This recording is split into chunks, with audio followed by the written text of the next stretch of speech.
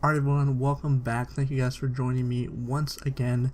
I'm super excited to start this next little set of little mini series because this part of the book is probably my favorite. It is the 6 ways to make people like you, and today we're going to be talking about number 1. Before we begin, of course, I want to say a huge thank you to everyone who has followed me and supported me on this channel and also over at the website. We have over 7,000 page views already, so thank you guys so much for that. I love seeing this thing grow and I love seeing my hard work pay off, so thank you again. So let's begin lesson 1 in the 6 ways to make people like you. And we're going to start off by asking you a simple question, and that is, who do you think the greatest winner of friends the world has ever known is? Feel free to guess in the comments or just say it out loud or in your head, but try to take a guess here. And you might meet him walking down the street tomorrow. And once you get within 10 feet of him, he'll start to wag his tail in excitement. And then if you stop and pat him, he will basically jump out of his skin for joy to show you how much he loves you. And the best part about this is there's no other motive for his joy and his love towards you. He's not trying to sell you anything, and he doesn't want to marry you. And if you think about it, a dog is the only animal that doesn't have to work for a living. Hens and chickens have to lay eggs, cows have to make milk, but a dog makes its living just by giving you love. And about a little over a year ago, we got our first dog as a family. My parents had dogs when they were little, and I figured, I went 17 years without a dog, and I think I'd be fine. But I was so wrong. Daisy, our little Maltese, is probably the best thing that has ever happened to us. She is so lovable and so fun to just see when you come home. The best part is when you come home from school, she will hear the car. She knows what car we all drive in the house, and she'll go run up to the couch and peek her little head up, and then you'll see her sticking through the window, and it's so funny. And then once she sees you going into the garage, she'll run around into the living room and then right in front of the garage door and just wait patiently for you. She's also gotten to the point where she barks now to call us, and we have to answer back, or else she'll just keep barking because she wants to know who it is. Just like my dog, Daisy, every dog knows by some divine instinct that you can make more friends in 2 months by becoming genuinely interested in other people than you can in 2 years by trying to get other people interested in yourself. And that's a big thing that Dale Carnegie says, so I'm going to read it again. He says you can make more friends in 2 months by becoming genuinely interested in other people than you can in 2 years by trying to get other people interested in you. That's why dogs are so good at making friends. They're man's best friend because they are interested in you.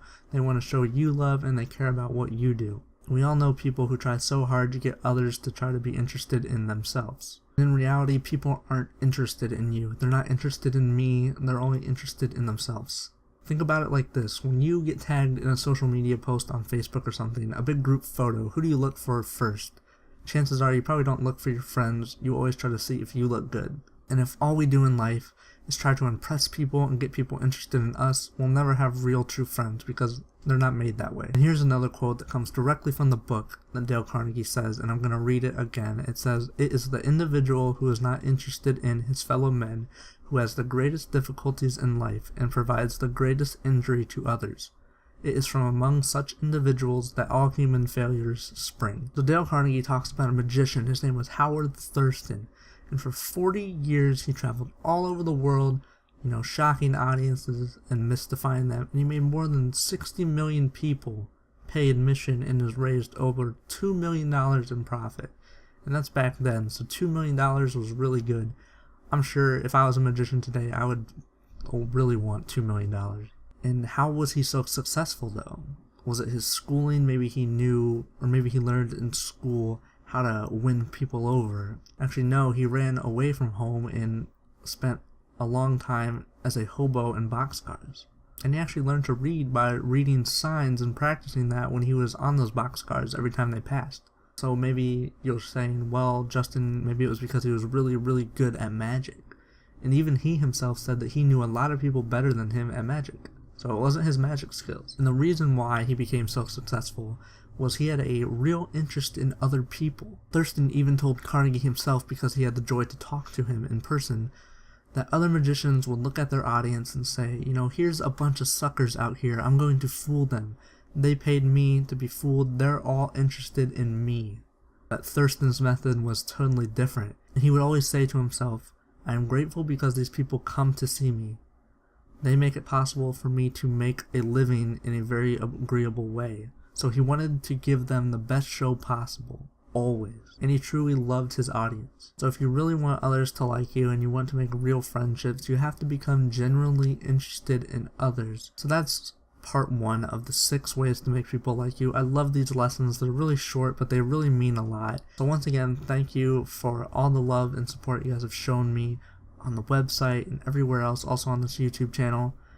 As always, I have all the links down in the description. If you want to read this article that I wrote, you can. That'll be down there as well. And feel free to follow me on social media. I have Twitter, I have Facebook, I have an Instagram, and of course you can always find me on the one place that I love the most. That's my own website, justonemoreday.info. So I won't keep you guys any longer. I know you guys probably have a lot of stuff to do, so thank you guys for giving me your time. Just a small amount of time, that's all I ask. That means the world to me, so thank you again.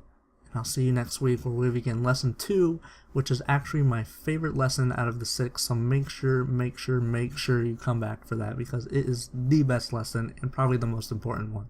It's such a simple lesson and I can't wait to share it with you.